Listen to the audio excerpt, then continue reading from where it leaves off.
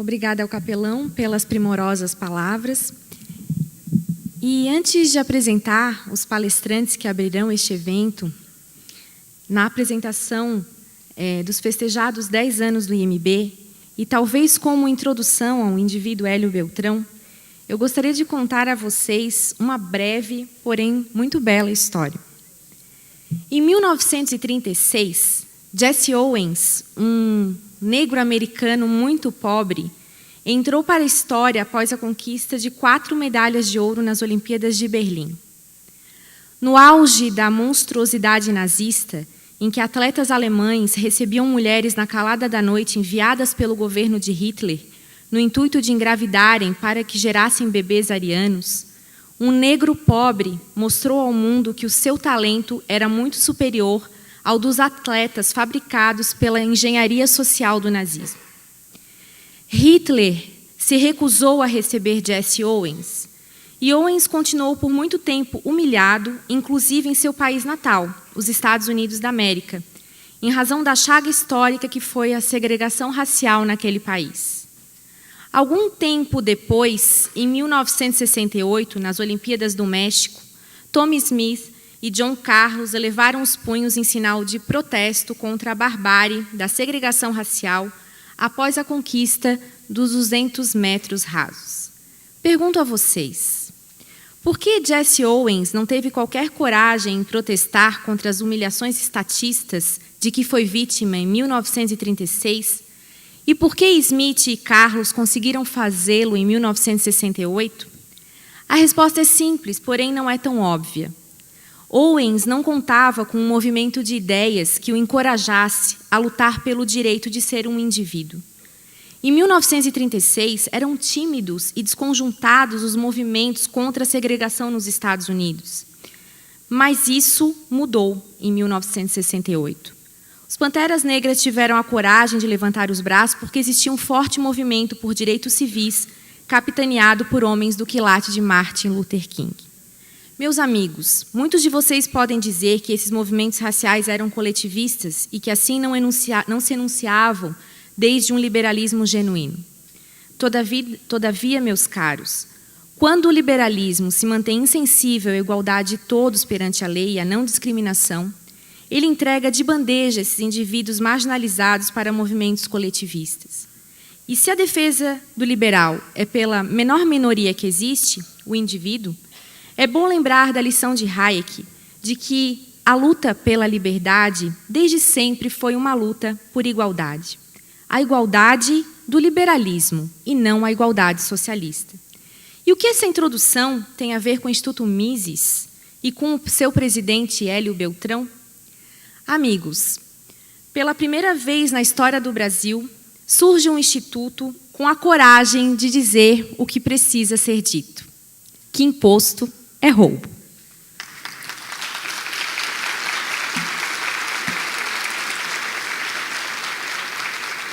Meus amigos, quando o Instituto expõe essa verdade nua e crua a 4 ventos, ele nada mais faz do que colocar as ideias nos seus devidos lugares. O governo é nosso servo e não o nosso algoz. Se é para cobrar impostos, que pelo menos nos concedam a essência do Estado liberal, a garantia de nossa própria vida, liberdade e propriedades. Caríssimos, para que um dia nosso povo consiga ter a coragem para erguer os punhos e dizer basta ao autoritarismo de um leviatã apenas tributário, todo um movimento de ideias deve encorajá-lo, assim como Luther King encorajou os Panteras Negras, não os deixando abandonados à própria sorte, como ficou Jesse Owens em 1936. As pessoas têm medo dos burocratas nesse país, e elas estão certas em temerem, uma vez que estamos cercados por canalhas e por bandidos em todos os poderes da República. Os indivíduos deste país necessitam de um movimento de ideias que coloquem os burocratas no seu devido lugar. E o responsável por essa mudança tão expressiva no cenário nacional é o meu querido amigo Hélio Beltrão, que com o carisma e o brilho dos grandes líderes está mobilizando uma nação em prol do grande ideal revolucionário da humanidade em todos os tempos, a liberdade individual contra o arbítrio dos nossos semelhantes e contra o arbítrio do governo. Convido você, Hélio, a abrir este evento primoroso desde a apresentação dos 10 anos do seu instituto, que hoje em dia não é mais só seu, mas é de todos nós. Obrigada. Renata, muito obrigado pelas palavras. Ela fez aqui uma homenagem, uma surpresa, e é com muita felicidade que eu recebo essas palavras. E, bom, como ela disse, depende de todos nós, né? O Instituto é feito por nós que estamos no dia a dia, mas também por todo mundo que apoia e que, de alguma forma, foi tocado pelo Instituto, né? Eu acho que muita gente cresceu com algumas das ideias ou pessoas do Instituto. Então, muito obrigado por vocês estarem aqui hoje. É um prazer a gente estar comemorando os 10 anos do Instituto Mises Brasil. E hoje também, por acaso, faz 1 ano exatamente que a gente não tem mais aquela presidente. Então, estou muito feliz com isso. Nada de vento estocado, nada de louvação à mandioca, dobrar a meta. A gente está a salvo disso aí agora, né? Então, parece incrível que a gente teve essa presidente, mas é verdade. Pelo menos já passou 1 ano e a gente está muito melhor sem ela, né? Bom, pessoal, espero que esse evento tudo corra bem. Se não correr bem, vocês já sabem que quem organizou foi a dona Marisa, vocês podem falar com ela.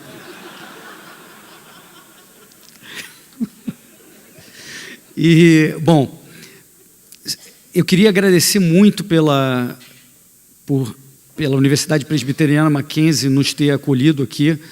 Nós temos um relacionamento cada vez mais profundo principalmente com o Centro de Liberdade Econômica, idealizado e tocado pelo Antônio Cabreira, a quem eu já considero amigo. Nós temos uma cabeça muito parecida, uma visão de muito parecida, e nós temos assim um chamado para tocar essas ideias e efetivamente poder contribuir com a mudança do Brasil, né? Do nosso cenário brasileiro, porque ideias mudam um país, né? Vitor Hugo que dizia, ideias são mais poderosas que exércitos, e é exatamente isso. Então, quando a gente fundou o Instituto Mises lá atrás, é um instituto, vocês sabem, é um instituto dedicado à ciência econômica. Então, a gente fala sobre o que funciona bem, o que não funciona bem, também falamos de direito, de ciência política, mas a gente está dedicado a fazer ciência, ou seja, mostrar o que funciona e o que não funciona, políticas públicas que dão certo, políticas públicas que não deu certo.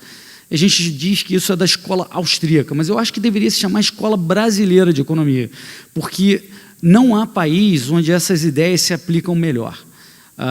A gente tem governos...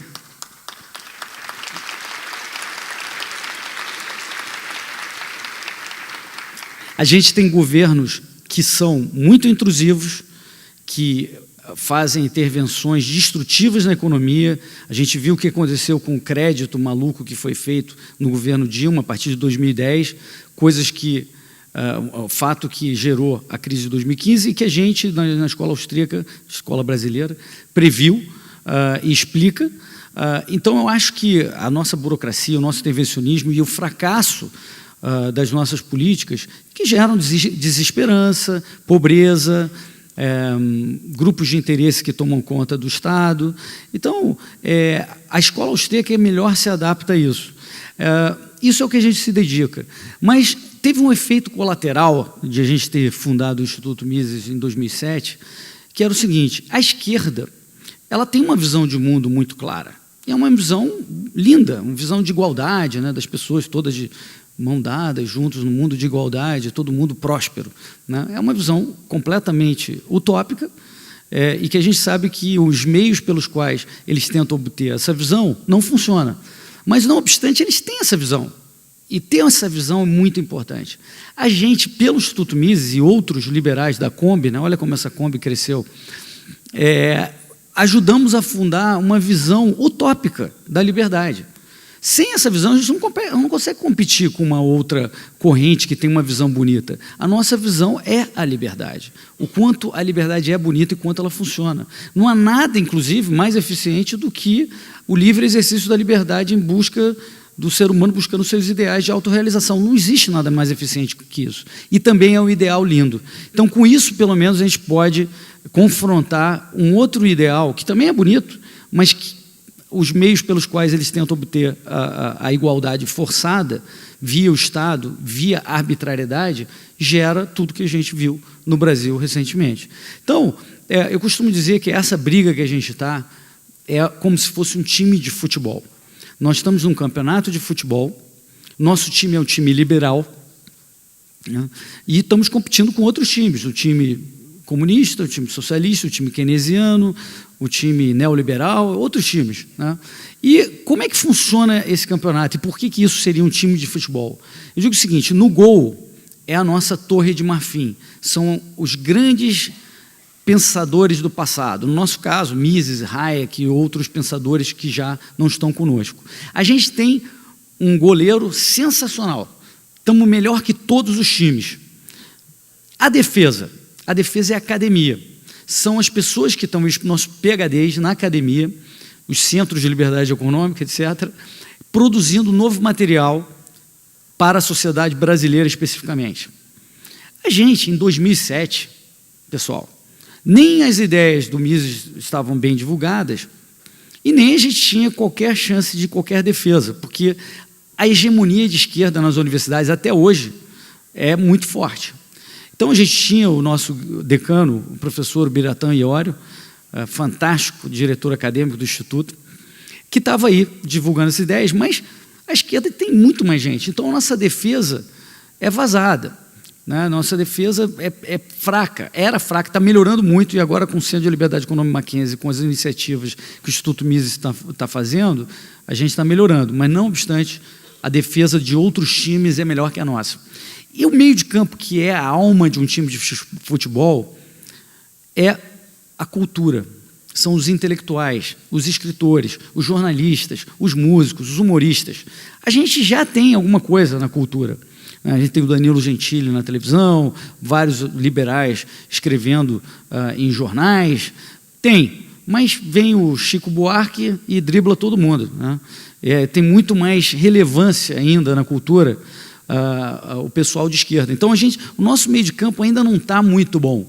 E lá na frente, que é o centroavante, ele espera a bola ser trabalhada para botar no gol. Quem é esse cara? É o político. Você precisa do time funcionando, da bola sendo trabalhada por esse time em uníssono, para que o político consiga fazer o gol. Né? Os think tanks, como o Instituto Mises Brasil, são os treinadores do time. Né? Os treinadores de goleiro, os campos de treinamento, etc. A gente está muito bem também em think tanks comparado com os outros times. Né? A esquerda está preguiçosa, está desanimada, está sem energia, e a nossa torcida também, né, é muito mais vibrante. Então a gente está bem de torcida, está bem de treinador, mas a gente ainda está fraco na defesa e está fraco no meio de campo. Sem isso, não dá para esperar que o político vá fazer uma opção de gols. E sem mudar as regras do jogo, a gente não vai conseguir fazer um Brasil melhor.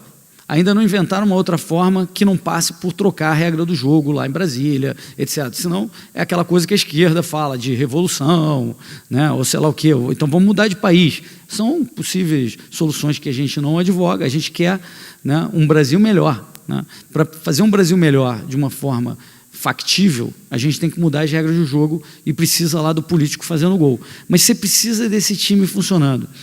A gente lá em 2007 não tinha nenhum time. Essa é a verdade. Agora a gente tem um time operando, tem que melhorar, mas a gente já está ganhando alguns jogos.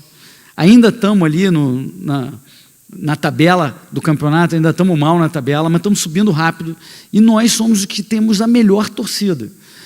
Então, eu tenho certeza que a gente vai ganhar esse jogo e isso não poderia se dar sem o time do Instituto Mises, que eu conto para a gente contribuir com esse êxito das ideias liberais. Então, eu queria agradecer a todo o meu time que está comigo no dia a dia, todos eles, não vou citar todos porque já são muitos, mas todos eles que estão aqui, inclusive, e principalmente a vocês, que contribuem com as ideias, nas discussões, nos ajudam em qualquer capacidade. Então, queria desejar uma boa conferência para vocês. Muito obrigado, pessoal. Obrigada, Hélio, pela sua bela introdução.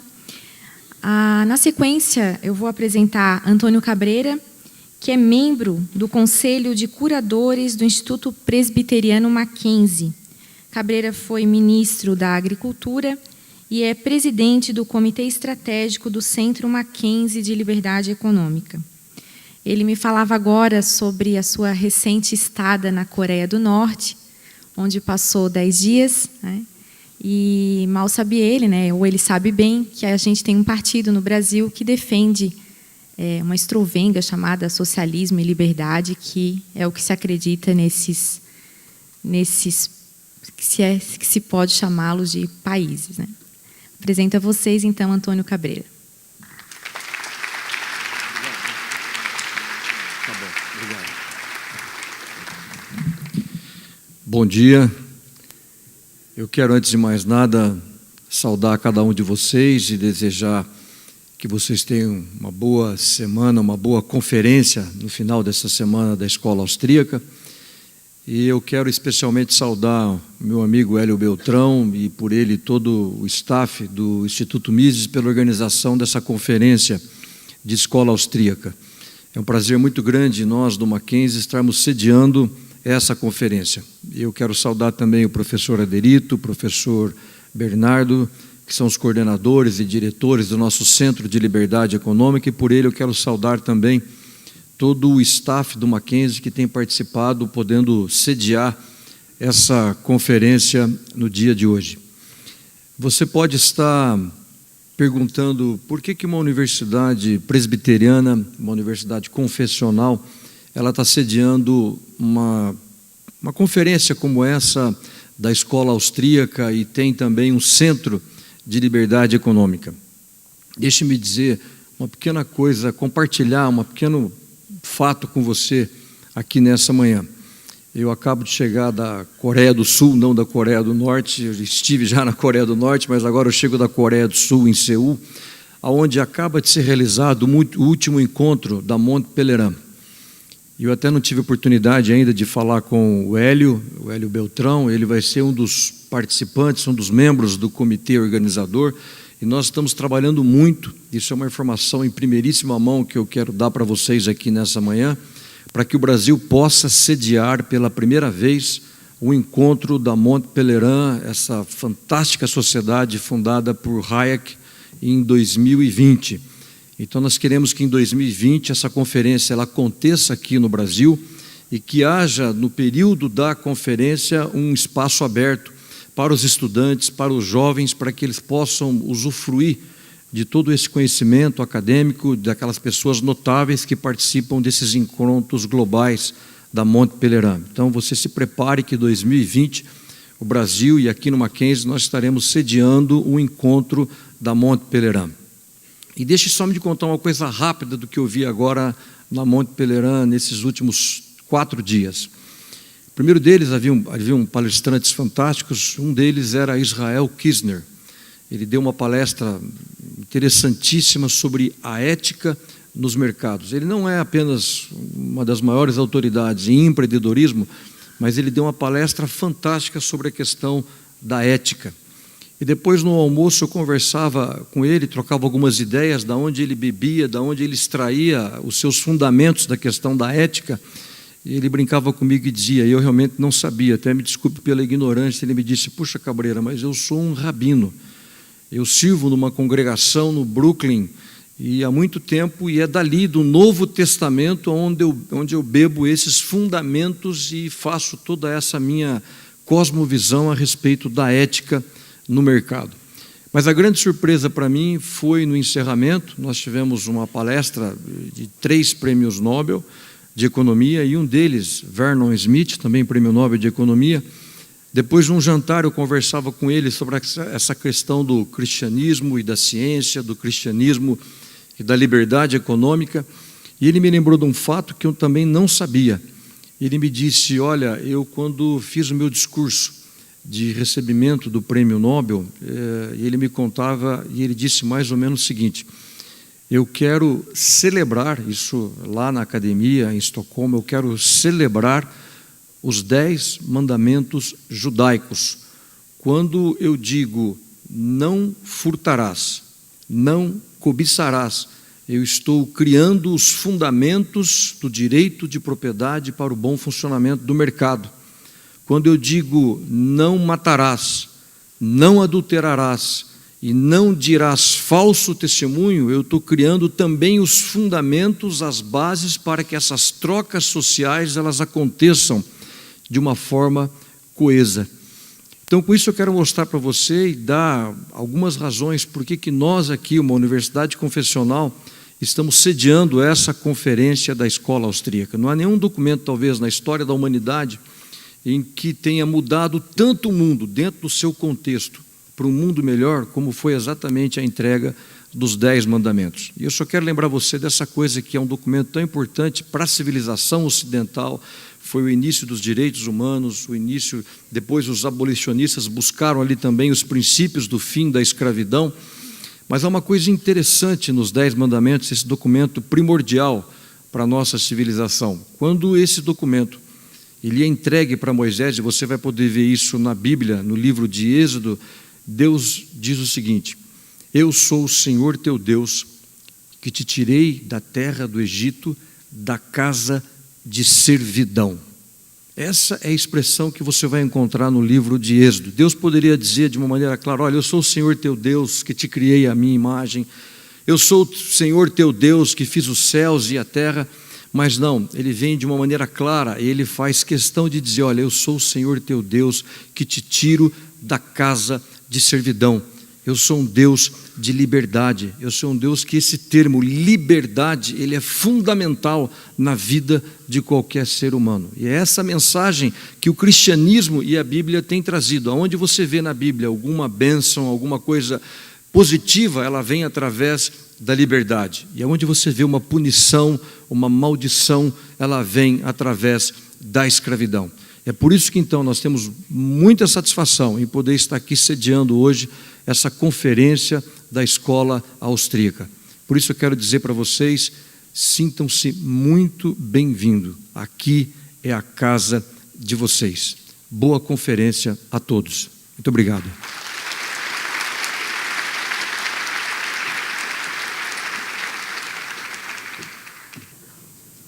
O painel em questão, o futuro do mercado financeiro até 2018, vai ser conduzido pelo Hélio Beltrão, a partir da apresentação que eu vou fazer a vocês de 2 gigantes do mercado financeiro para o painel que se chama Cenário Brasil e Mercado Financeiro. Desculpa, novamente.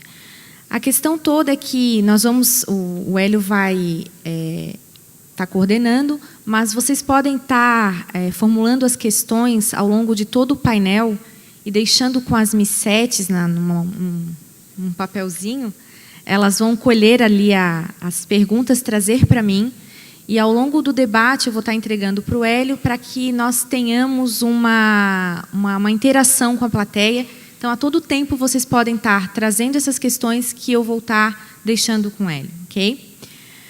O primeiro painelista, Dalton Gardman, é economista-chefe do Bradesco BBI e responsável e chefe da área de pesquisa de renda fixa. Com 17 anos de experiência no mercado financeiro, foi economista-chefe para a América Latina, em bancos franceses, e foi também economista-chefe para a América Latina em uma das corretoras líderes da Ásia, com sede em Hong Kong, onde atuou junto à equipe global, chefiada pelo Dr. Jim Walker, economista da escola austríaca, que teve contato com alguns dos seus maiores expoentes. Foi também economista-chefe do Deutsche Bank no Brasil e trabalhou como economista sênior na área econômica do Unibanco. Formado em economia pela USP, mestre em economia pela FGV, lecionou também na Fundação Getúlio Vargas e FAAP em São Paulo. Dalton Gardman.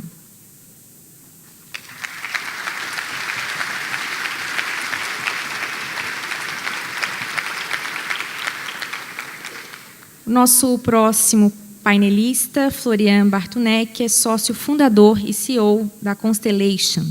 Antes de fundar a Constellation, foi sócio do Banco Pactual, onde foi chefe de research, trader proprietário e gestor de todos os fundos e portfólios de ações do banco. É formado em administração de empresas pela PUC-Rio e atualmente é gestor de mais de 3 bilhões de reais em recursos de terceiros, em que Paulo Lemann é um dos acionistas. Florian foi professor do curso de Value Investing do IBMEC São Paulo, atual INSPER, presidente do capítulo paulista do Young Presidents Organization e diretor internacional da Ambid. Florian é vice-presidente da PROA, uma das maiores ONGs ligadas à educação profissional do Brasil, e participa do conselho da Fundação Lemann, do Museu de Arte de São Paulo, MASP, da Fundação Estudar e da Somos Educação. Florian.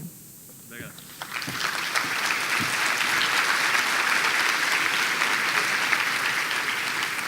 E como coordenador do painel, Hélio Beltrão, que é graduado em Finanças com MB pela Universidade de Columbia, em Nova York, executivo do Banco Garantia, foi executivo do Banco Garantia, Mídia Investimentos e da Sextante Investimentos. É fundador e foi membro do Conselho Consultivo do Instituto Millennium e fundador-presidente do Instituto Mises Brasil. Hélio.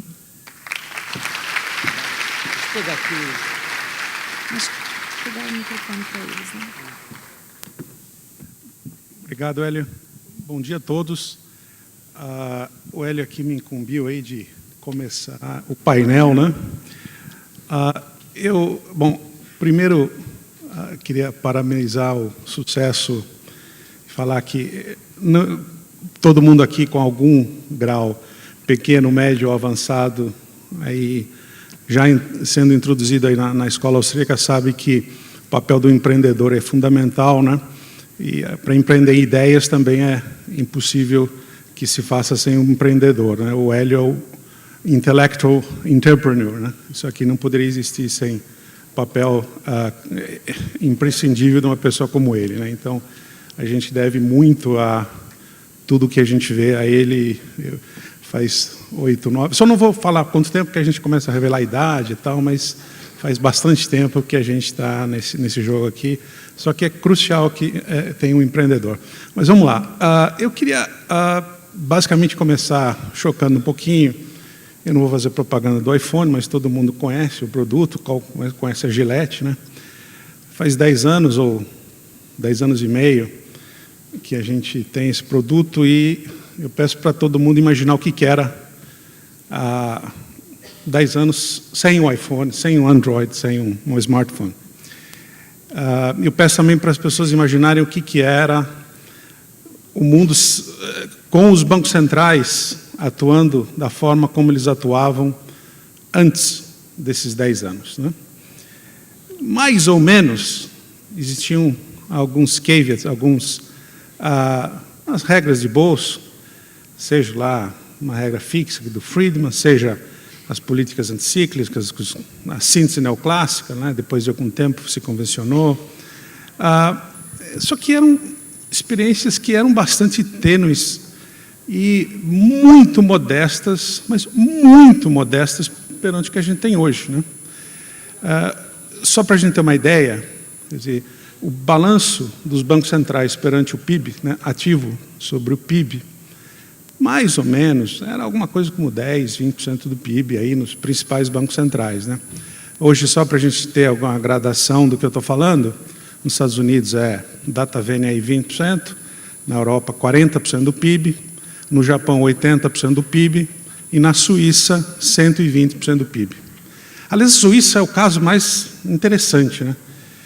Até de 1890, alguma coisa como tal, até 2008, ela imprimiu menos moeda do que 2008 até 2003.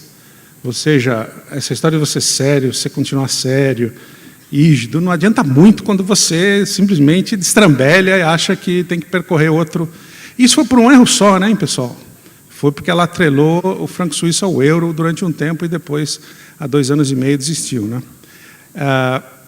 Ou seja, esse tipo de quantitative easing, esse tipo de procedimento, de protocolo novo, seja porque o Bernanke lá instruiu todo mundo a pensar que era a forma de se proceder, isso não pode acontecer de novo, o famoso discurso de 2002, agradeceu o Friedman por ter supostamente ensinado todo mundo. Em 2005, puxou a orelha de todos que não haviam seguido a risca. Agora está tentando ligar política fiscal, que deve ser supostamente financiada, imprimindo-se moeda sabe-se como, né? Novas versões do helicopter money lá, né? Eu não sei onde isso vai acabar, só sei que não vai acabar muito bem. E quando isso não acaba muito bem, o problema é absolutamente crítico, porque a gente vai simplesmente pensar em coisas que jamais foram pensadas antes, né?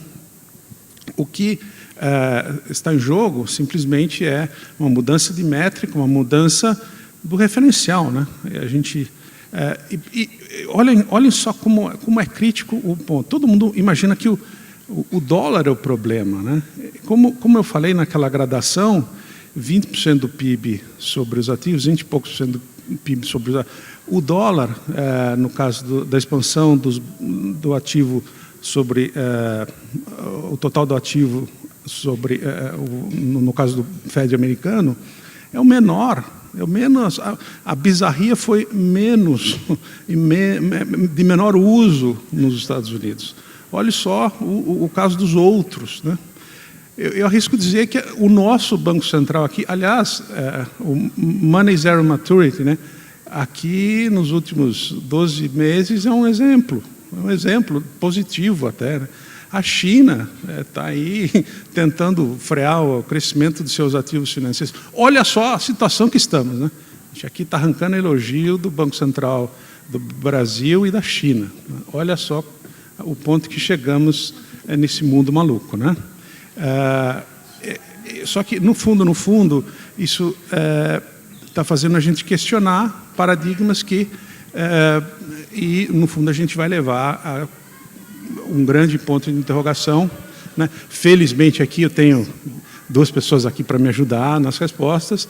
Eu gosto muito de fazer as perguntas, né? Eu coloco o setup do problema, que é basicamente o seguinte: quer dizer, eu não tenho a mais remota ideia quando os mercados financeiros chegarem à seguinte conclusão. E esta conclusão, os mercados financeiros globais chegarão cedo ou tarde, e provavelmente mais cedo que as pessoas pensam. Não é possível se chegar a bom termo quando se tem 350%, 370% do PIB de dívida, no caso dos Estados Unidos, corporativa, financeira, pessoal, bancária e governamental, e achar que você pode subir juros. O Japão nunca conseguiu fazer isso, né? O Japão nunca conseguiu, provavelmente nunca vai conseguir. Até porque 1% a mais de juros, você está aumentando o serviço da dívida em 1%. 1%, imagine, é 3,5% do PIB, né? O serviço da dívida hoje, que os americanos pagam, é muito menos que isso. Então, achar que se pode subir juros é uma grande bobagem, né? Se vai se normalizar a política monetária. Não se vai, né? Aí, basicamente, se questionará, então, o que se fará. Ainda bem que nós temos, quando a menina falou que temos dois gigantes, no caso meu, ela se referiu ao peso, né? Mas nós temos aqui dois outros gigantes para me ajudar a resolver essas questões, né? Eu não tenho a mais remota ideia, porque nunca usamos de uma violência institucional, uma violência acadêmica, uma violência da forma como foi feita sobretudo nos bancos centrais americanos e no Banco Central Europeu. O Banco Central japonês é um experimento aí derradeiro, eu diria, até porque o descontrole fiscal já era terminal, né, quando se tem lá aquele nível de dívida pública, né? Então, as opções também não eram muito... Não se tinha muitas opções. Aqui, lá nos Estados Unidos e na Europa, as opções talvez não fossem tão terminais, e se optou por dobrar a aposta quando... Você nunca vai para opções terminais quando há outras que talvez não te levem a decisões tão difíceis. Os custos de um erro binários, como se apresentam como tal. Então, conclusão primeira que a gente tem aqui para passar a bola nós temos talvez no mais agressivo experimento monetário da história da humanidade, sem dúvida alguma, com um questionamento que impossibilitará ao aumento de juros da forma como as pessoas pensam, e certamente a gente vai ver isso nos próximos meses.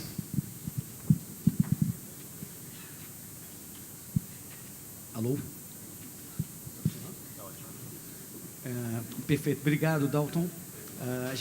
A nossa ideia aqui é falar, cada um fala um pouquinho e a gente continua... Acho que está falando aqui, não está falando... Está ruim aqui? Melhorou, né? Agora está ouvindo? Não? Pega esse aqui. Esse tá bom. Alô? Esse funciona? Beleza. Então, cada um vai falar um pouquinho, depois a gente vai discutir entre nós e tem as perguntas de vocês. Mas eu acho que o Dalton tem razão, a gente está aqui discutindo o cenário que pode afetar o Brasil, mas se a gente não entende o cenário externo, a gente não tem condição de passar julgamento sobre o que pode acontecer no Brasil.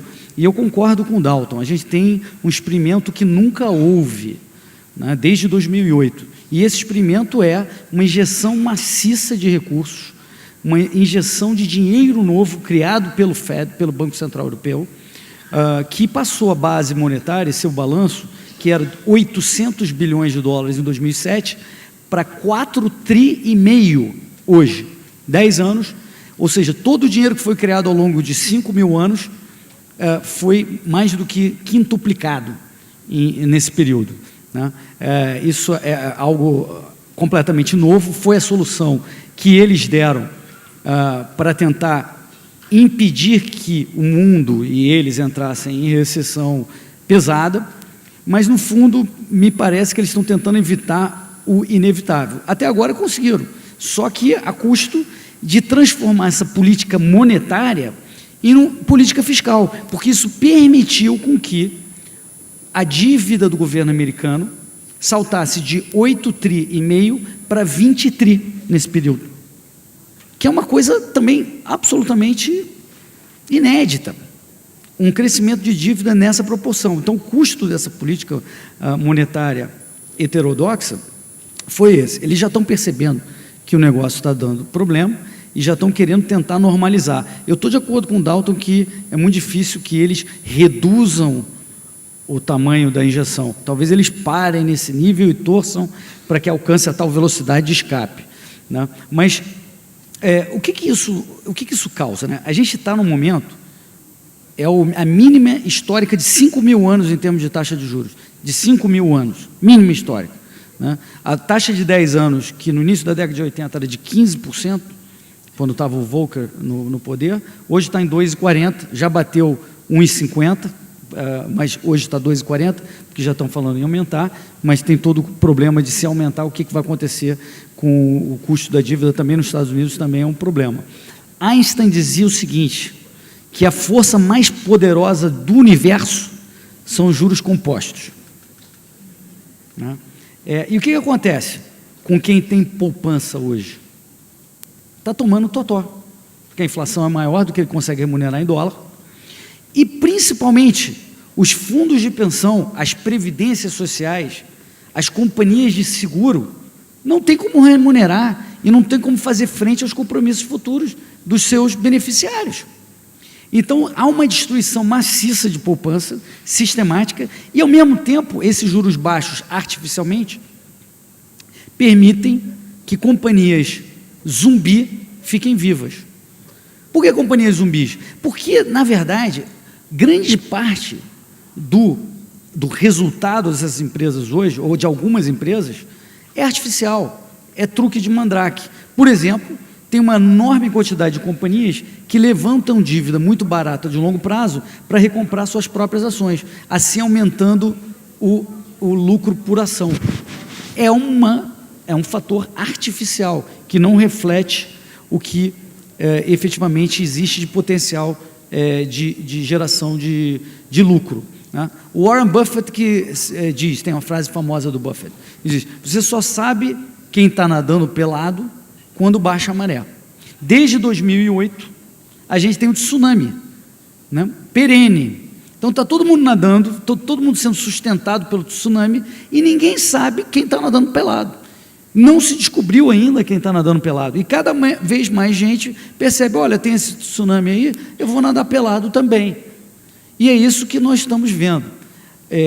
o S&P, a Bolsa Americana, o comportamento foi mais ou menos o seguinte: no ano 2000 estava em 1.500 pontos. Aí teve a crise da internet, caiu para 800. Aí em 2007, na véspera da crise, foi para 1.500 de novo. Veio a crise de 2008, foi para 800 de novo. Hoje já está em 2.400 e com um cenário extremamente otimista. O principal indicador de risco do mercado, de risco percebido pelos participantes do mercado, que é o índice VIX, está na mínima de 24 anos. O desemprego está na mínima de 10 anos. Tudo isso parece indicar que você está num momento de calmaria antes da crise. A minha leitura é que a gente está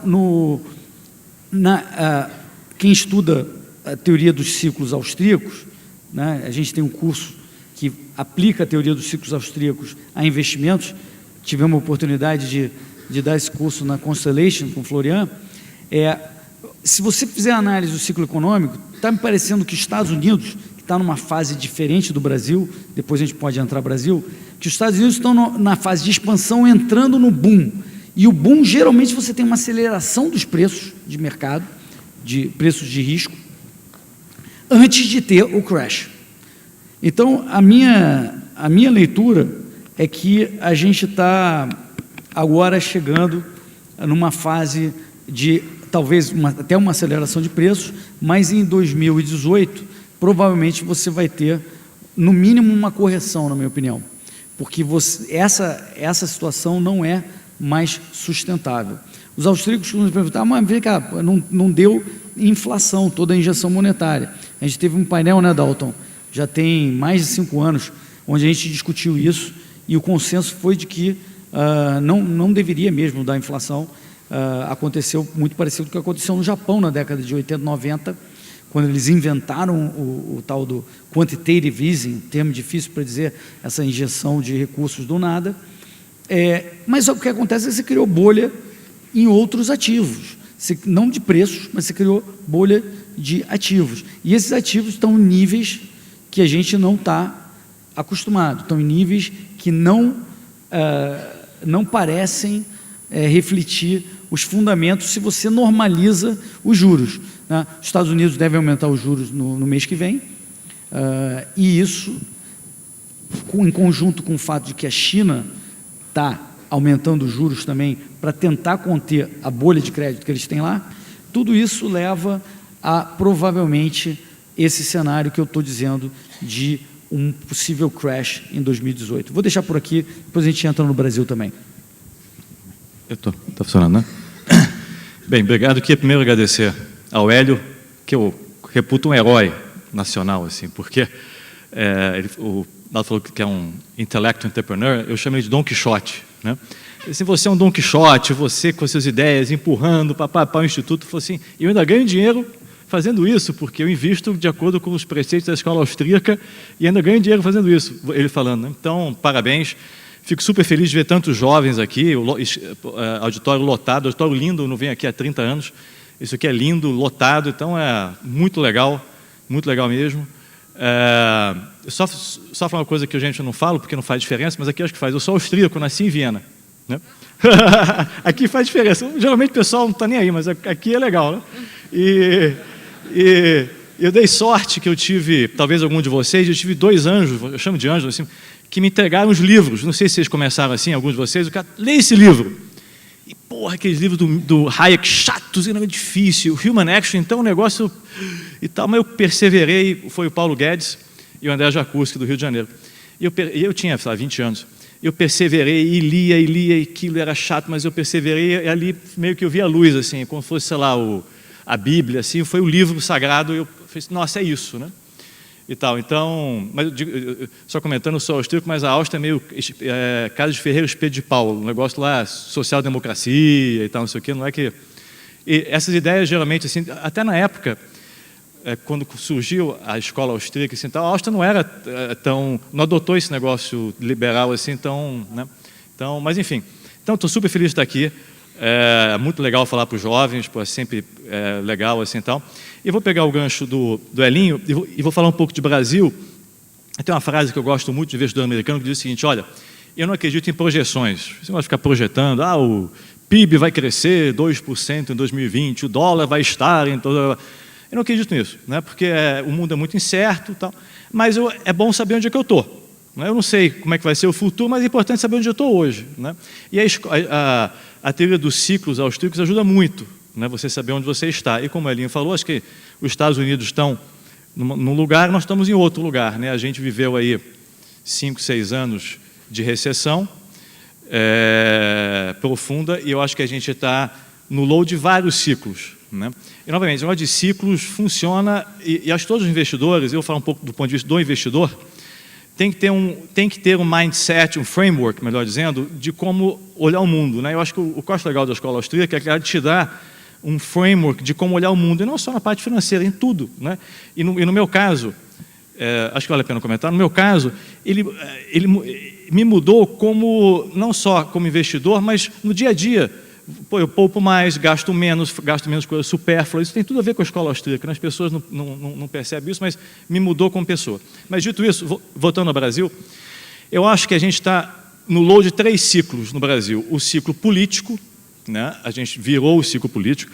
O impeachment, claro que foi uma coisa até surpreendente, tal, mas se você olhar a história da humanidade, a política tem ciclos, né? Assim, você tem nos Estados Unidos democratas, 2 termos, republicanos, democratas, republicanos. Revolução Francesa. Thatcher não se reelegeu, Churchill não se reelegeram. O Brasil viveu Fernando Henrique, 2 mandatos de Fernando Henrique, ele como ministro, mas assim, 10 anos de Fernando Henrique. Veio a esquerda, 3 mandatos, 12 anos, mais um pouco de Dilma, né? Era esperado que acontecesse, não foi uma surpresa, olhando de longe esse ciclo da esquerda, e agora vai ter um novo ciclo político eu não vou chamar de direita, porque é uma palavra ruim, mas mais políticos, assim, mais pró-mercado, né? E nos Estados Unidos a mesma coisa, a gente teve 2 anos de Obama, e agora, eventualmente, você vai ter, se o Trump não for impeached, mas você vai ter um período aí de político mais pró-mercado. Então, esse ciclo político, obviamente 2018 é uma incógnita, né? Mas acho que o próprio Dória, aqui em São Paulo, foi um sinal dessa mudança de ciclo, né? Pela vontade do voto. Acho que no Rio de Janeiro, se não fosse a diluição das direitas, se pegar a soma dos votos do pessoal de direita foi maior do que os outros candidatos. Então, acho que tem essa mudança. Essa mudança do ciclo político, ela influencia o ciclo econômico, obviamente, porque melhora a confiança dos consumidores, né, dos empresários e tal. Então, a gente está virando também o ciclo econômico. Como o Elinho falou, uma das questões que a escola austríaca analisa é essa questão da interferência dos governos, bancos centrais, no ciclo, né? Então, os ciclos que eram assim, né, quando não tinha banco central era tudo mais fácil, tinha muito menos ciclo, né? Depois que teve banco central, os ciclos começaram, a coisa começou a complicar.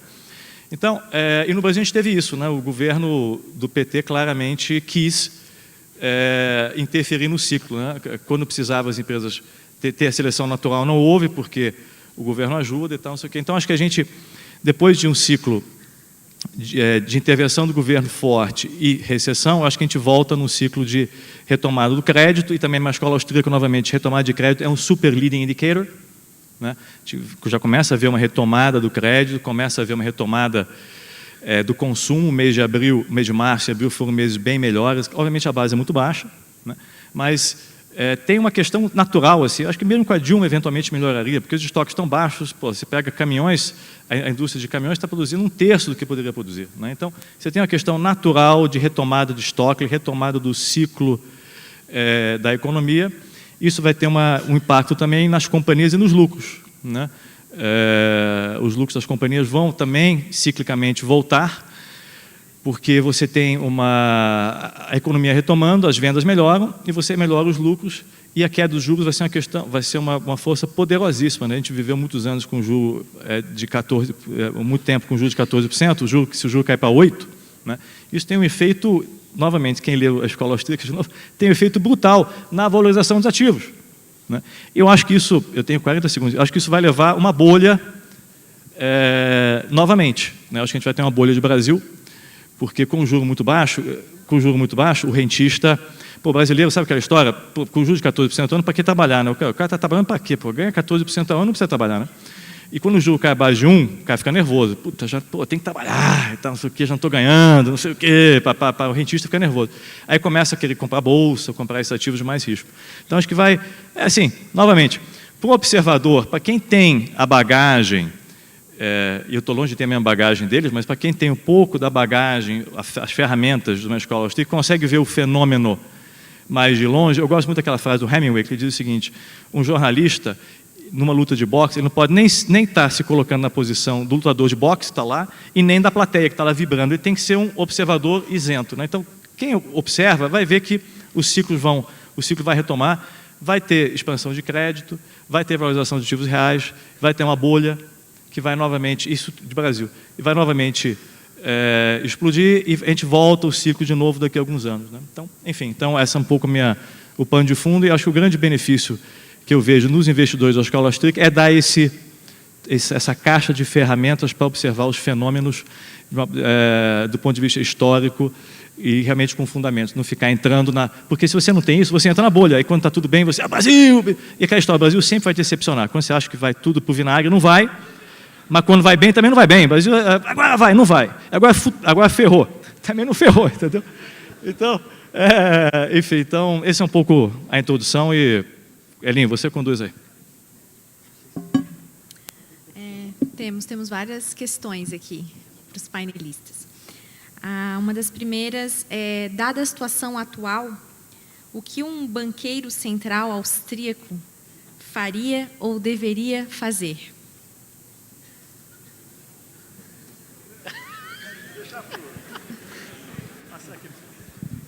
Não existem banqueiros centrais austríacos, né? Então...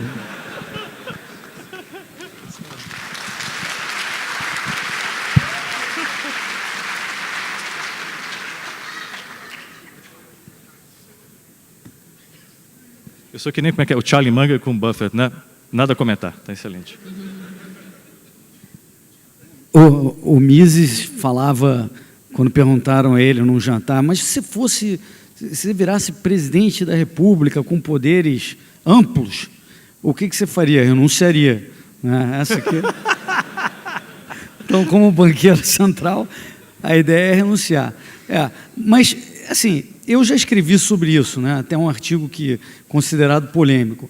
Assim, como você consegue fazer uma transição de uma moeda central, feita por burocrata, os caras que lá se reúnem a cada 45 dias em Brasília para determinar o que a gente vai ter de juros da economia, né? Um negócio soviético, assim, Comitê de Política Monetária, né? Aquela coisa bem central, né? Como fazer a transição de uma coisa para outra, né? Eu costumo dizer que o Banco Central tem várias funções separadas. Ele é supervisor dos bancos, é uma função, basicamente estanque. Ele cuida das transferências, né, bancárias entre as pessoas, o tal da TED e tal. Ele que analisa e concede a carta patente para dizer quem pode entrar no mercado. Ele é o emprestador de última instância na cabeça deles, né? Se está faltando liquidez, ele é o cara que é emprestador de última instância, e ele também é o cara que faz a política monetária. Então, o que eu digo é o seguinte, muito rapidamente, para não tomar tempo, mas supervisão de bancos, o problema é o seguinte: quando uma supervisão é monopolista, como qualquer agência reguladora, quando ela é monopolista, a tendência é essa agência ser capturada pelos regulados. E não é à toa, a gente vê não só no Brasil como nos Estados Unidos, quem é que está no Banco Central? O sujeito sai do banco, do bancão, não vou citar nomes, aí vai para o governo, vai para o Banco Central, sai, fica uma quarentenazinha, volta ganhando mais com todas as informações e contatos que ele tem lá dentro, depois volta de novo para o Banco Central. Os regulados são os caras que estão lá, a verdade é essa.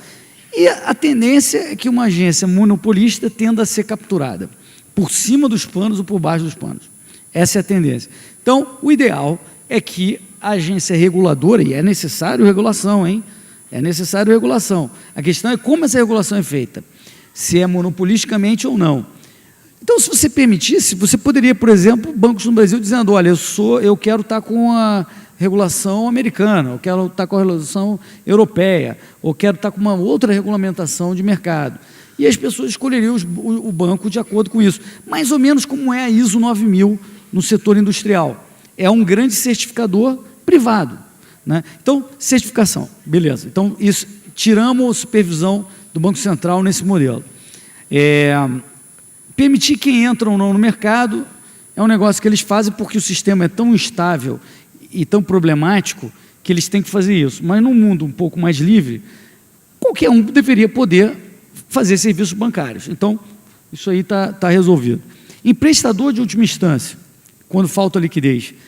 Todo mundo que está numa rede financeira, você está numa rede de compensação, por exemplo, você tem um incentivo na Câmara de Compensação em ter seguros mútuos e cruzados, em que cada participante verifica se o outro tem capital suficiente, se tem solvência suficiente, e pode até ter linhas de liquidez para os participantes da Câmara. Isso pode ser feito perfeitamente por câmaras de compensação privadas. Então, você não precisa ter emprestador de última instância. Eu estou esquecendo um dos que eu mencionei. E vamos falar de política monetária. Eu esqueci o quinto, que eu mencionei já. Política monetária. Política monetária, como é que esse é que é a alma do que o Banco Central faz, que é quando ele determina a taxa de juros de curto prazo, a Selic, né, no mercado interbancário. Ele fica observando lá o interbancário e ele tem uma meta da Selic. E quando cai abaixo de uma certa bandinha disso, então, se caiu é porque tem dinheiro sobrando, ele tira recursos do mercado. É o caso menos usual. Quando bate no topo, ele injeta recursos no mercado para baixar os juros para a bandinha que ele determinou lá no Comitê de Política Monetária, etc. Se fosse um austríaco lá, que não tivesse mandato para acabar com a mesa de Open do Banco Central, que faz esse negócio, você poderia fazer um passo antes. Se você não tem mandato para acabar, que é o que eu faria, você pode ir aumentando gradualmente a banda, esse topo e essa base, de quando o Banco Central intervém no mercado para tabelar o preço. Você, no próximo trimestre, hoje a banda é de, vamos dizer, 40 basis points, 0,40% entre o topo e a base. Você pode dizer que no próximo trimestre iria para 60 basis points, e no outro trimestre iria para 80 basis points. Se você vai alargando essa banda, significa que o Banco Central intervém menos no mercado e permite uma estabilidade maior da quantidade de moeda da economia.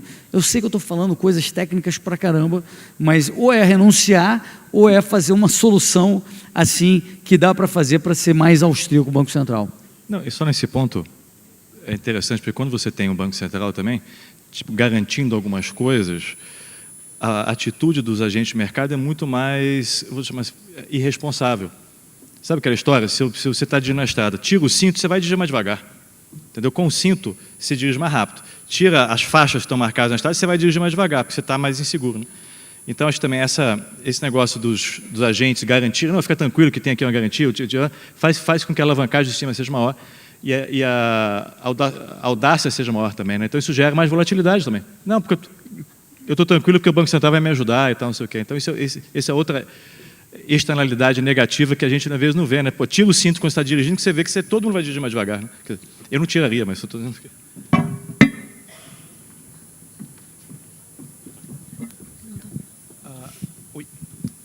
Oi, aliás, isso que o Flore falou é o famoso Greenspan, o Greenspan Pot, que foi talvez o mais pernicioso modelo de operação de mercado financeiro nos últimos 15 anos. Quer dizer, cara eu ganho, coroa você perde. Quer dizer, em cima de uma socialização de prejuízos que, enfim, é fácil falar socialização de prejuízo quando a gente, por incrível que pareça, quer dizer, a parte mais pobre da sociedade acaba perdendo porque você inflaciona bens básicos de consumo, etc. e tal, né? Parece papo de esquerda, né? Mas não é. Todo debate de Occupy Wall Street acontece por causa disso, quer dizer, pela inversão dos valores que você, enfim, deixa a sociedade mais desigual, etc. e tal. Por incrível que pareça, os austríacos eles têm, por razões tortas, uma preocupação com isso também, né? Você pode procurar lá na obra do Mises uma estabilidade social ela permeia a obra dele também, né? Eu queria só um pontinho, quer dizer, se você, do ponto de vista de mercado, esquece se você é o banqueiro central. Do outro lado, quer dizer, esquece olhar a inflação, se ele está lá na meta, fora da meta, abaixo da meta, porque está na meta lá, no Fed, não adiantou nada para prevenir uma bolha financeira. Nada, ele praticamente ficou na meta, ele não tinha uma meta explícita, tinha uma meta implícita. O fundamental ele era um bom supervisor bancário, nunca teve grandes quebras de banco, nunca também deixou a peteca cair. E como que pôde ter a bolha de 2008? Né? Porque ele deixou o crédito, né, correr solto durante lá 15 anos. Né? Talvez desde a Guerra do Vietnã, quando, enfim, quebrou lá talvez o Gold Window. Então, para quem está do outro lado, é olhar a taxa de crescimento do crédito. Mais do que qualquer outra coisa, se você internaliza isso sendo banqueiro, não é necessariamente a taxa de crescimento da inflação, é a taxa de crescimento do crédito que eu preciso olhar de alguma forma ou de outra. Se eu vou limitar com uma forma quantitativa, aí eu posso imaginar várias formas, 15%, 10%. Com arbitrário, isso pode ser uma outra discussão, ninguém tem uma forma estabelecida. Quando eu estava na Ásia, lá com o Dr. Jim Walker, que, enfim, estudou pessoa simples, né? Era o Murray Rothbard, ele discutia, não tem muito o que você fazer, quer dizer, tem que botar um gatilho, quer dizer, qual seria esse gatilho? Tem que ser nominal, 10%, né? 15%. Não pode ser 50%, não pode ser 30%, né? Certamente, talvez 20% é muito, mas nunca ninguém teve preocupação. Nenhum banqueiro central do mundo hoje teve preocupação com taxa de crescimento de crédito nos últimos 50 anos. Tá? Aliás, parece que está falando uma coisa assim, assombrosa, quer dizer, parece que... Né? Para mim, a única coisa que resolveria é você deter uma bolha de ativos em 1, 2, 3, 4, 5 anos. Né? Seria extremamente impopular no nosso mercado aqui, né? Para todos, sell side, buy side. Né? Enfim, essa é uma forma de olhar do outro lado também, mas, enfim, não existem banqueiros que se nortearão por isso, né? Não tenho dúvida sobre isso. Tem uma pergunta para você, Dalton. Você falou da taxa de crescimento de crédito. E o Florian está mencionando, e eu concordo, com uma redução da taxa de juros real do Brasil, você tem uma força positiva de ciclo no Brasil. Lendo seus relatórios lá no BBI, eu vejo que já tem algum tempo começou a redução do crédito no Brasil. Né? Não só a redução do crescimento, mas o crédito em si reduziu. Como é que ficam essas duas forças opostas? Né? A taxa de juros caindo, isso é bom, vai subir preço de ativo, mas o crédito no Brasil está diminuindo. O que vai acontecer, então? Nesse momento, sinceramente, o crédito é bem menos relevante. Se a gente olhar, por exemplo, eu gosto muito da obra do Jesus Huerta de Soto, acho que ele leu o Mises, ele até aprofundou a forma como o Mises entende o ciclo econômico. Né?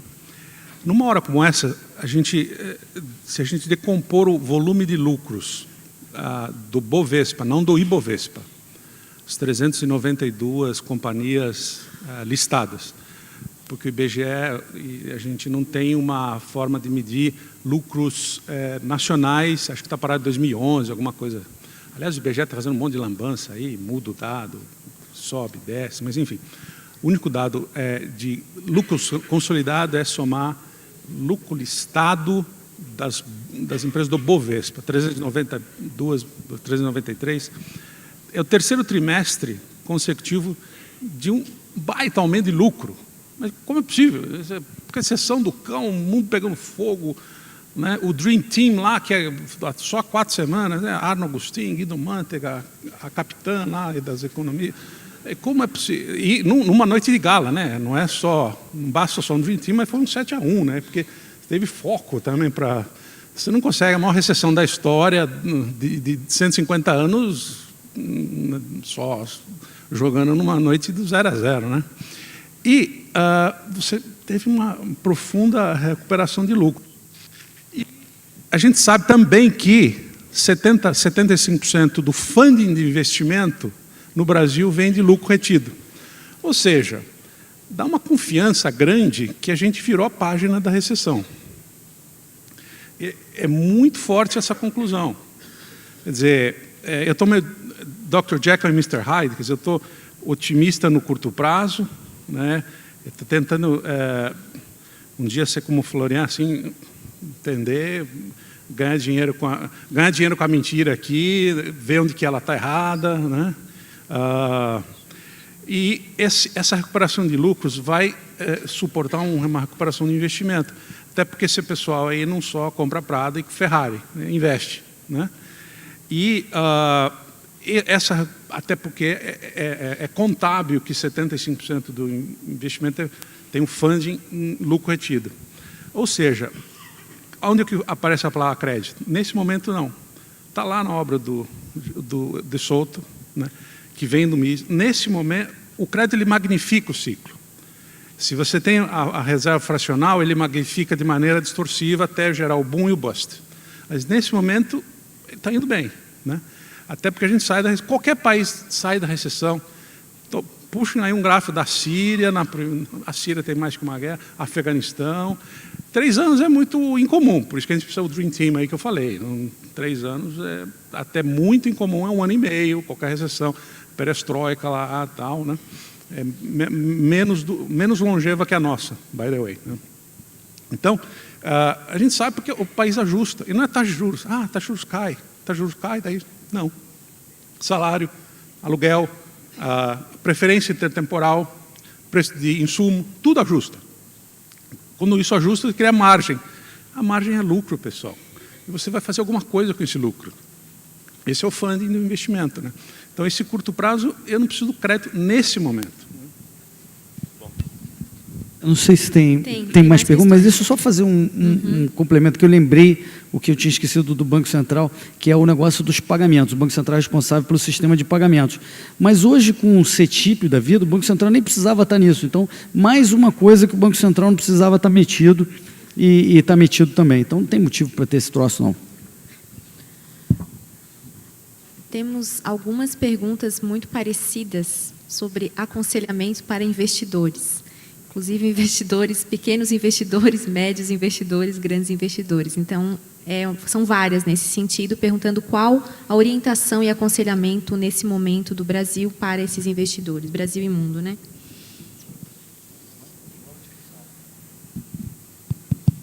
Não, acho o seguinte, acho que mais importante, às vezes, do que saber o que vai subir, é criar esse framework. Então, acho que, sim, recomendação, ler muito, ler as coisas certas, porque isso você vai carregar para a vida, né? Não? Então, ler muito, ler as coisas certas. Acho que quando você lê muito sobre a escala austríaca, vai te mudar como investidor também, você vai ser um pouco mais conservador, mas você vai sobreviver os ciclos, né?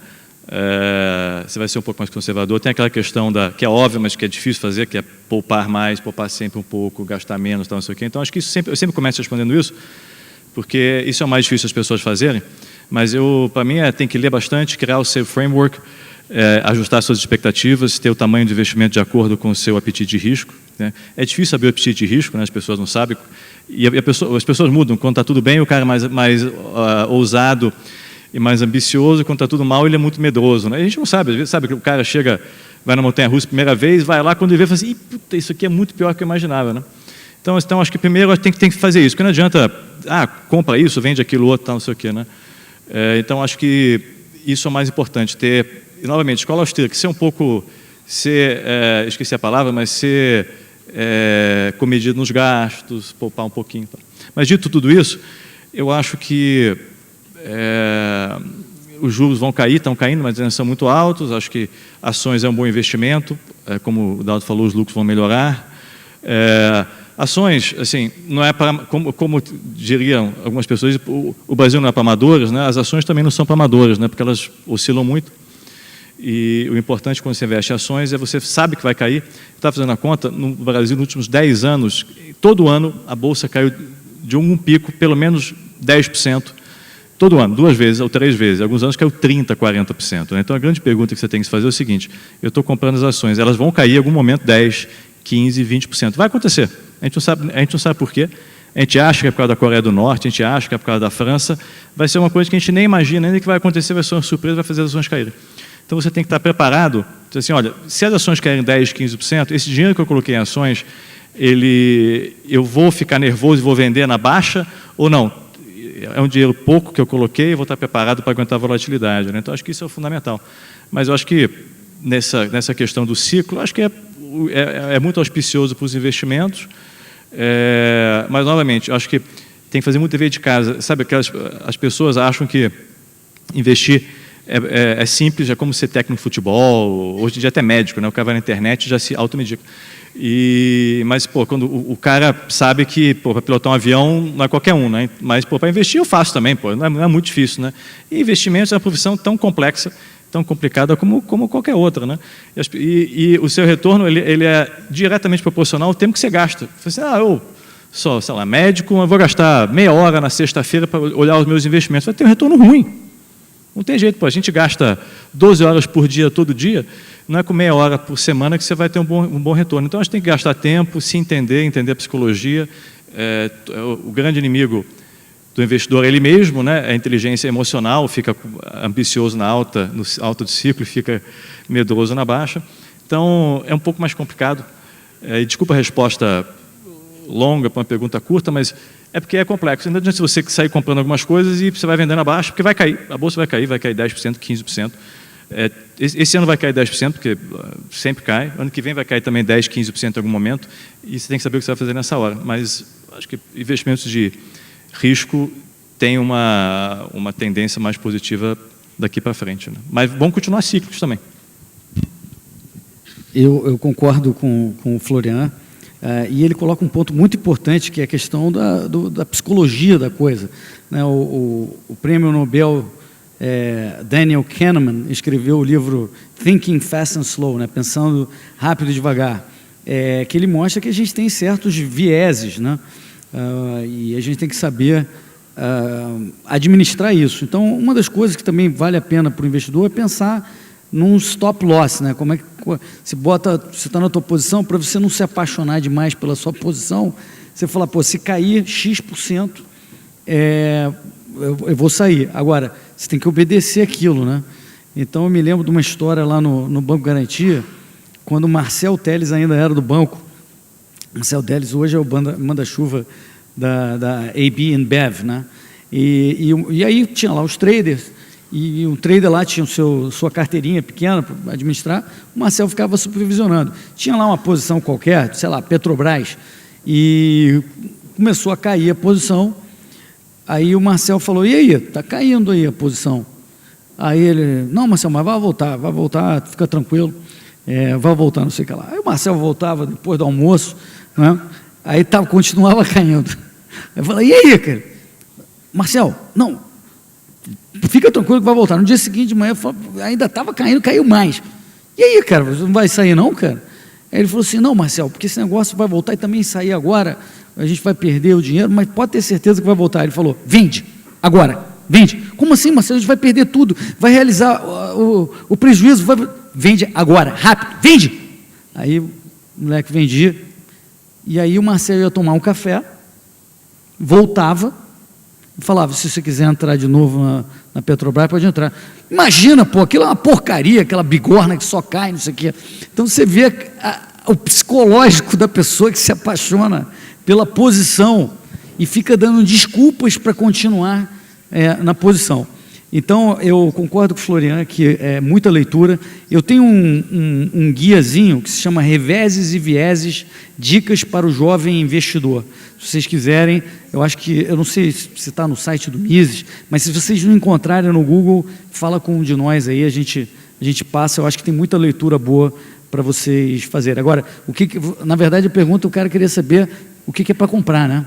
E aí eu concordo com o Florian, que eu acho que o cenário agora de Brasil é bom para ativos de risco, de bolsa em geral, mas eu só vou até aí porque não ganho nada, se você ganhar não vai me agradecer, nem ao Florian, mas se perder vai lembrar lá, o Florian e o Hélio falaram que era para comprar e caiu, né? Então vou ficar por aqui mesmo.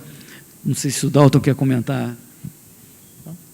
Só mais um ponto, essa questão também é interessante, porque o sujeito, né, ele vai comprar um micro-ondas, estuda, vê o manual, vai na loja, barganha, volta, briga, não sei o que, gasta 5 horas para comprar um negócio deve custar R$400 o micro-ondas hoje em dia, né? Mas para comprar uma ação, o cara pega um bizu, uma dica e compra em 5 minutos, né? Não, sério, essas coisas, né, é do ser humano, né?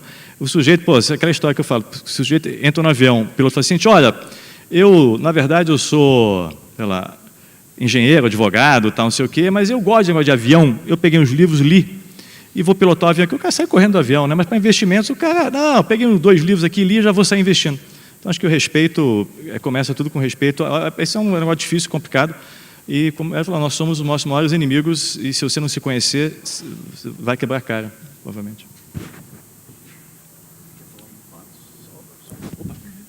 A minha única e teimosa e insistente recomendação continua sendo o play de escassez desde toda essa bagunça ter começado lá em 2002, continua sendo a única que eu consigo vislumbrar é ouro, mineradores de ouro. Podemos aí imaginar toda essa forma aí de bitcoins, essas coisas, que eu acho que, como mais você acredite que a forma pacífica de resolução dos problemas possa existir no âmbito dos bancos centrais, menos você tem que acreditar no meu call aí.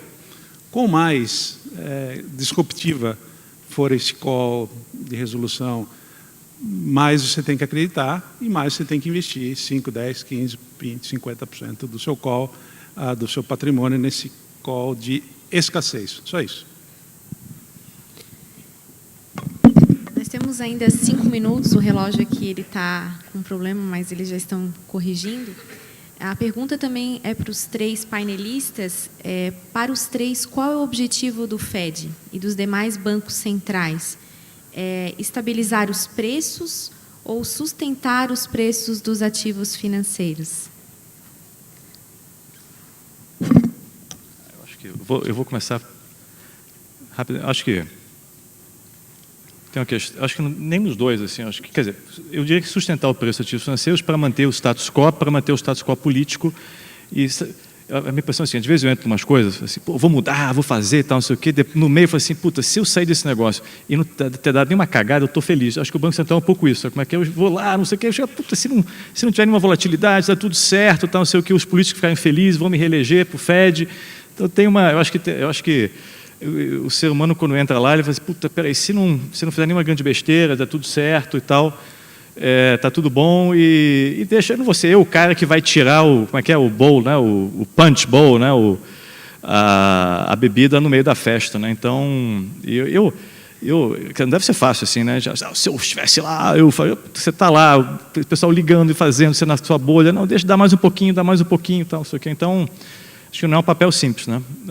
Mas acho que a principal função é manter o status quo e deixar todos os políticos felizes e todo mundo feliz. Acho que não é possível, né? Porque é o que o Dalton estava falando, assim. Tem a questão que a sociedade quer alavancagem, a sociedade quer consumir demais, né? Não estamos aqui num país, sei lá, que tem uma tradição de ser poupador, de ser comedido. Não, o pessoal quer consumir, quer o iPhone, quer não sei o quê. Pô, você não vai deixar eu consumir meu iPhone? Pô, você vai ser o chato? Não, é melhor para você não. Então é difícil mesmo. Eu acho que a primeira, em relação aos preços, ela não foi obtida, e a segunda foi não intencional. Eu não acho que foi realmente um objetivo explícito e foi basicamente unintended consequences, né? Ainda que depois que você pega o gostinho, fica um pouco mais difícil lidar com as consequências aí sociológicas, né? Acaba sendo um bankers club. Aliás, em 1914 foi isso que foi feito na fundação do Fed lá nos Estados Unidos. Então, depois de 2008 também não foi muito diferente a forma como foi resolvido isso. Então, sociologicamente, aquele gostinho lá de defender, mas ainda assim foi unintended, foi não intencional, ainda que fique difícil mudar de ideia depois. Tal. Dar a vitória que você conseguiu um dos 2 objetivos, eu não dou. Você não consegue muito. Aí volta a ideia do Hayek, a pretense of knowledge. Eles não têm esse pretense of knowledge, capacidade toda, senão você poderia ter feito o primeiro, né? Para que ter falhado no primeiro, tentar o segundo, agora o terceiro, buscar estabilidade do sistema financeiro? Eu acho que não é bem assim. Senão a gente não teria o arcabouço austríaco em primeiro lugar, né? A gente não teria um questionamento do sistema em primeiro lugar, né? Eu acho que, só um ponto rápido, O pessoal que está no Banco Central, a maioria deve acreditar, não, a gente está aqui, ele acredita na tese do seguinte, não, eu que faço a gestão, eu tenho aqui meus botões do painel de controle do avião, né? O avião somos nós, tá? Ele aperta o botão e quer controlar a gente, porque senão a gente faria besteira na cabeça dele. Então, eu tenho aqui os botões que eu vou apertando, liquidez e tal, e aí eu resolvo os problemas da economia. Eu acho que eles têm essa cabeça. Agora, a cabeça de quem acredita em todo esse sistema de botão dos caras lá, ou sei lá, do cara que idealiza o Banco Central e defende essa centralização, cara, aí eu já acho que é diferente, que é assim, porque em tese o que eles falam é que o Banco Central é o guardião da moeda, né? É o cara que vai cuidar do poder de compra da nossa moeda e vai cuidar e tal. Bom, só que o Banco Central tem um monopólio. Então, eles acham que eles fazem um bom trabalho com a moeda. Se ele faz um bom trabalho com a moeda, eu pergunto a vocês, precisa do monopólio? Precisa impedir que a gente use outras moedas aqui? Botar na cadeia quem trocar dólar por real? Não usar outras coisas? Se eles fazem um bom trabalho, por que ter um monopólio? Será que eles são guardiões da moeda ou são os destruidores da moeda? E para isso que eles precisam do monopólio? Na minha opinião, eles são destruidores da moeda, porque eles inflacionam consistentemente a moeda. Se eles não tivessem esse monopólio, jamais você conseguiria ter essa quantidade de expansão anual da moeda que é feita através de um botãozinho lá que imprime papel ou projeta um dígito lá no computador dizendo que você tem mais dinheiro. Então, guardião, uma ova. Guardião com monopólio dizendo que faz um bom trabalho, então libera o monopólio e a gente vai ver se você é o guardião mesmo. E tem uma questão também, né, assim, você está sendo candidato a presidente do Banco Central, vai falar com o presidente, vai dizer assim, não vou fazer nada, na verdade, eu quero diminuir a função do Banco Central, vou deixar trazer, você não vai ser indicado. E também, se me colocarem naquele painel, naquele lugar lá atrás que mexe nas luzes, eu vou achar, puta, me botaram aqui, eu vou mexer a luz ali, porque eu acho melhor, porque eu sei melhor que os outros, porque eu vou mexer alguma coisa se botarem lá, entendeu? É do ser humano. Pô, me botaram aqui, eu tenho que mexer, porque afinal, eu sei, porque eu estudei há 20 anos, 40 anos esse negócio, agora me chegou a minha vez, eu vou mudar alguma coisa, vai mexer alguma coisinha no botão ali, entendeu? E é o conceito errado, né? Na verdade, tem que mexer o mínimo possível, né? Bom, eu acredito que o nosso tempo já tenha inspirado. Nós recebemos inúmeras questões, inúmeras perguntas, mais de 30, 40, e elas ficarão aí para que, ao longo de blogs e conversas impessoais, elas sejam, de repente, tratadas. Agradeço imensamente os painelistas de valor inestimável por essa primorosa conferência. Obrigada. Eu vou chamar o Rodrigo Marinho, conselheiro do Instituto Mises, para uma breve fala, mesmo que não esteja aqui no nosso cronograma, mas ele será breve para que nós não percamos o timing aí da conferência. Viram que dá para ganhar dinheiro com escola austríaca, não viram? A gente está muito acostumado a ficar só na palestra, só nessa coisa da palestra, mas esquece que dá para se ganhar bastante dinheiro com isso. Essas 3 pessoas que estavam falando aqui podem ter certeza que ganham dinheiro com isso, e muita gente ganha dinheiro com isso. O objetivo aqui dessa escola, sem dúvida, é a gente mudar o país, mas a gente quer ver todo mundo rico. Esse é o objetivo central de quem está aqui. Celeste é um que briga por isso, e eu sei que vários de vocês querem isso. Nós estamos apresentando essa ideia para entender a lógica dos ciclos, a lógica do funcionamento, e com isso passamos a oferecer, a partir do mês de agosto, cursos Prime do Mises. Esse curso ele tem como finalidade de tornar as pessoas que estudam em escola austríaca aplicar no mercado financeiro e poderem ganhar no mercado financeiro. Imagine você ter o Hélio Beltrão lhe ensinando como é que você pode se tornar alguém com muito dinheiro, como é que você pode ganhar ainda mais dinheiro com isso. Ou seja, nós todos temos o conhecimento e precisamos tornar isso para a nossa vida, para o nosso dia a dia, para, sem dúvida, permitir que o Brasil, e vocês especialmente, se tornem mais ricos. É esse o objetivo que a gente está aqui, sem dúvida, também. A prosperidade é um dos objetivos da liberdade. Dia 3, 4, 5 de agosto, nós vamos oferecer um curso. Esse curso ele vai ter o valor de R$ 1.997. Esse curso é para quem vai ter investimento, são 40 pessoas, somente 40 pessoas vão poder participar dele. Se você quiser participar desse curso, só para o pessoal que está aqui nesse evento, só para quem está inscrito nesse evento, nós vamos cobrar metade, certo? Só para quem está aqui. Essa inscrição vai valer amanhã. Para quem está aqui, esse curso vai valer pela metade. Ele será no dia 2, 3, 4 e 5 de agosto, certo? Ficará por R$ 997. Quem quiser participar desse curso, será um prazer imenso, e serão 40 pessoas pela metade do preço, tá? Só vai valer para quem está aqui nesse evento, não vale para mais ninguém de fora, e só vai valer para cá. Quem se inscrever depois vai pagar o preço cheio. Então eu convido vocês a participarem desse curso. Vai ter um curso que vai falar sobre gestão e sobre finanças aplicadas, ou seja, como essas ideias podem se transformar em dinheiro. Obrigado, senhores. Bom dia. Até mais.